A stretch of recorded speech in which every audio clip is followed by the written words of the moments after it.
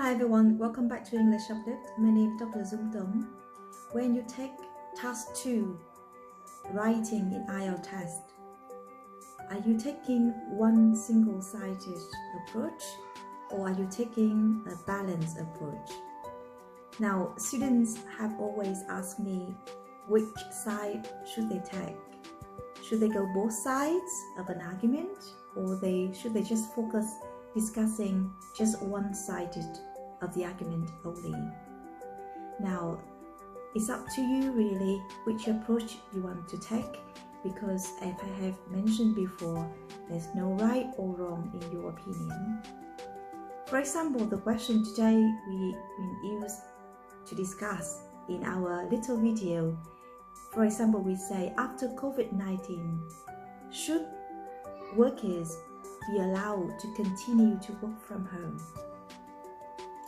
Now, if you support the idea the workers should be allowed to work from home, it is the next step for you to decide, are you going to discuss this opinion using one-sided approach, which means only show the reason why you support the ideas workers should be allowed to stay at home and continue to work from home. You can use 2 examples, for example. Number 1, better for childcare. Number 2, better for work and life balance in general. Now that is one-sided approach. However, some students have asked me, should they adopt the counter argument as well to have a more balanced approach? There's a myth that with the balanced approach in IELTS Task 2 writing, you will have a higher score.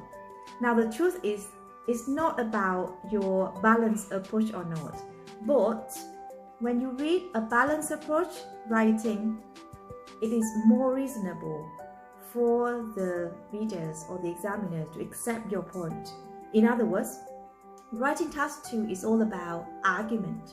How can you show the evidence to support your point? Now, the balanced approach, that means when you include the counter arguments, that makes your essays more reasonable to accept. And as a result, it is easier for you to get a higher score.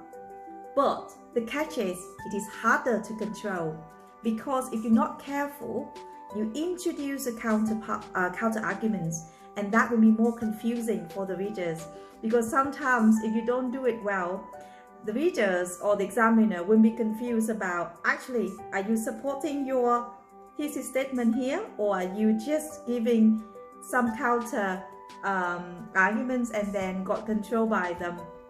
So the ask is how to introduce a counterbalance, but at the same time support your point even stronger. So here you go today. There are 2 little tips for you. Yeah, if you want to adopt the counterbalance in your view, for example, you say, distraction is the biggest thing when people work from home. So that is a counter argument. 2 ways to introduce it. Number 1, you introduce it and disagree with it immediately with evidence.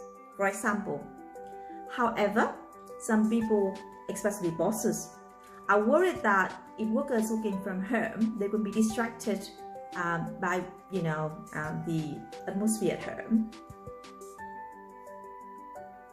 Nevertheless, research has shown that during the lockdown in the UK, for example, the performance or productivity of workers did not decrease. In fact, most of the workers confirm that their productivity remained the same, or even in some cases got better.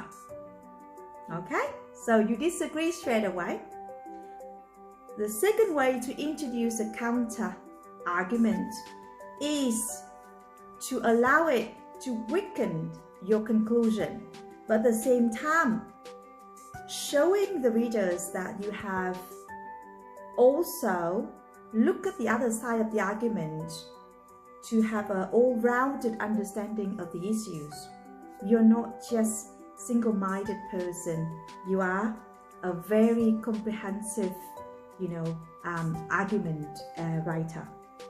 So how can you do that? With the second approach, when you allowed it to weaken your conclusion, be careful with that. So maybe you can say like, yes, there's some concern from the bosses mainly that working from home can decrease the productivity. However, if there's a good system in place to manage the performance of workers, to ensure they spend the required hours working from home, then the productivity wouldn't be a problem. Okay, so you allowed it there, but at the same time, it doesn't affect your main position at all. Okay, so I hope I have explained to you quite clearly how to adopt the balanced approach in task 2 writing to get a better score in this task. Thank you very much for watching. I will see you in the future videos. Bye for now, everyone. Thank you. Bye bye.